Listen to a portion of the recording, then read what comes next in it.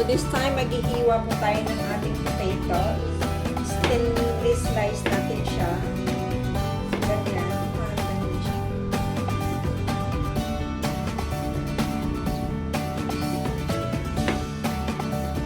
Kasi ito yung pang-base natin sa ating meat. Lagay na natin siya dyan sa ating baking dish.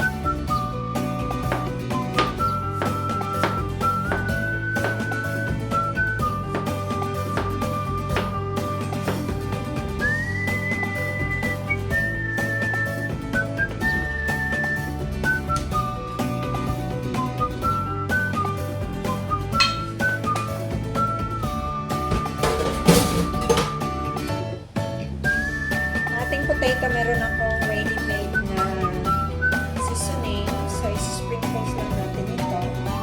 Kompleto na to. Meron na siyang paprika, meron na siyang salt, meron na siyang pepper, onion powder, garlic powder. So, imimixan natin siya. So, lagyan na natin siya ng olive oil.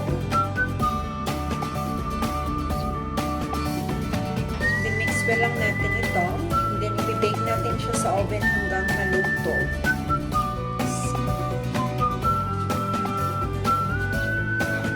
I-bake lang natin siya hanggang maluto for 180.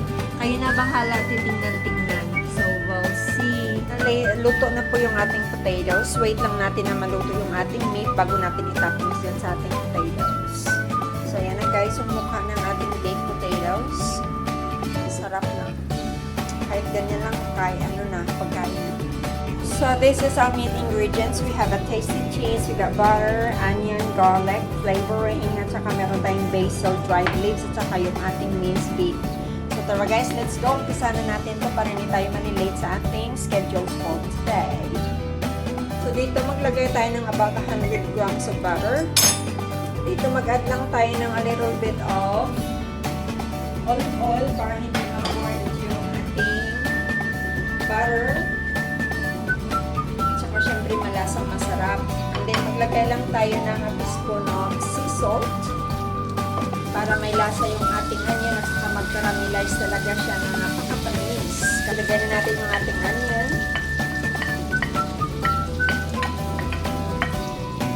And then i-brown lang natin ito. Lulutuin lang natin hanggang mag-caramelize talaga siya. So, dyan lang muna kayo sandali. Na guys, medyo luto na yung ating onion at saka nagkaramelize siya ng konti. Lagay natin yung ating garlic para sabay silang maluto. And then, stir lang din natin to ng panandalian lang na maluto lang at saka mag-aroma lang talaga yung ating garlic. Hindi natin masyadong lutuin na mag-brown talaga, no? Para mag-ano siya talaga, yung parang ma-disintegrate siya mamaya sa ating meat. So, ayan, okay na yan. Lagay na natin yung ating minced beef. That's about 500 grams. So, lulutuin lang natin yan.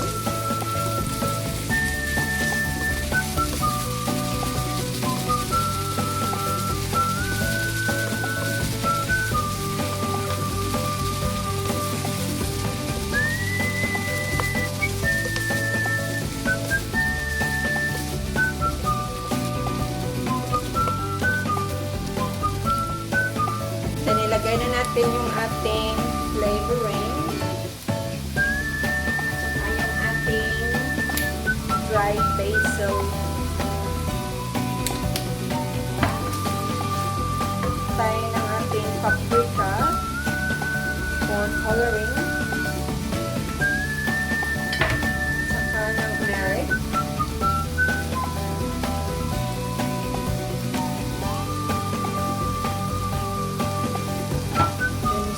Try lang natin hanggang maluto.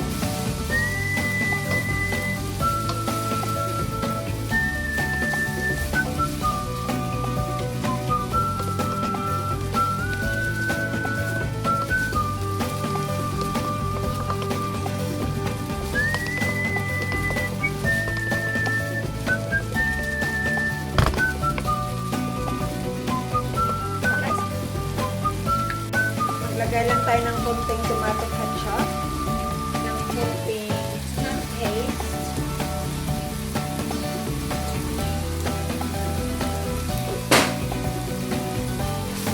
mix lang natin.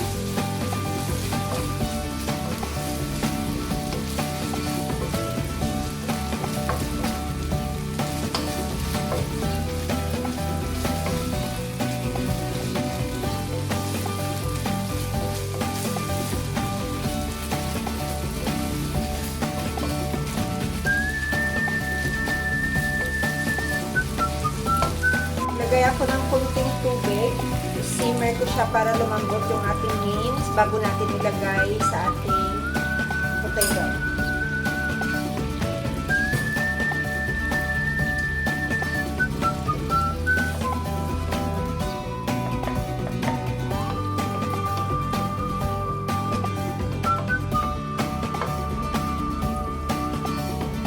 So, iyanan natin siya dyan na maluto. At saka mag-penetrate yung ating flavoring sa loob ng meat.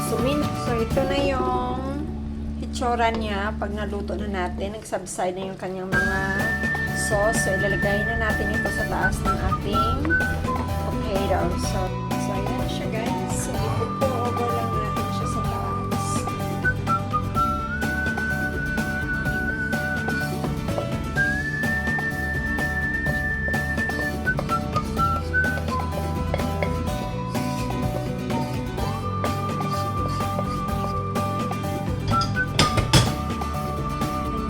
Spread out lang natin siya sa taas ng ating potato. Potatoes! Sarap, guys, ano?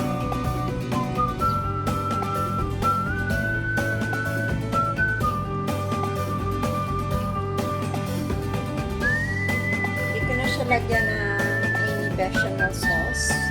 Palilagay ko lang is cheese para magustuhan ng aking mga alaga. Ayan siya, guys.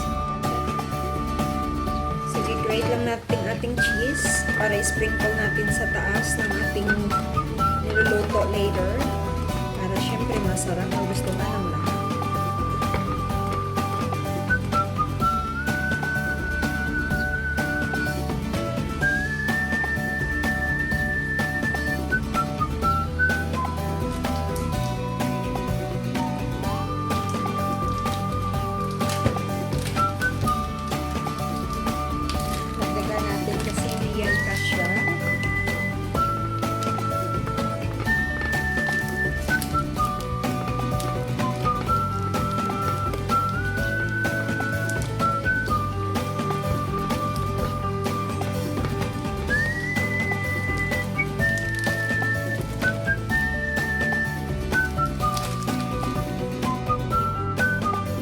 Very simple creation of dish pero napakasarap siya, guys. Magugustuhan talaga ng lahat.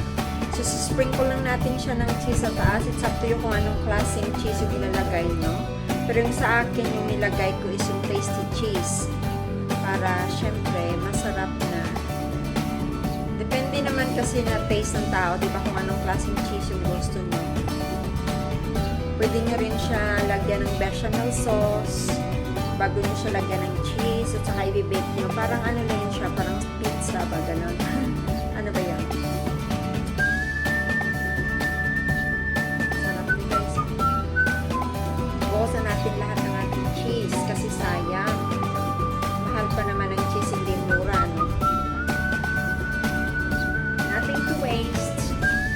So, and then pagkatapos, i-bake na natin ito sa oven hanggang mag-brown talaga yung ating cheese.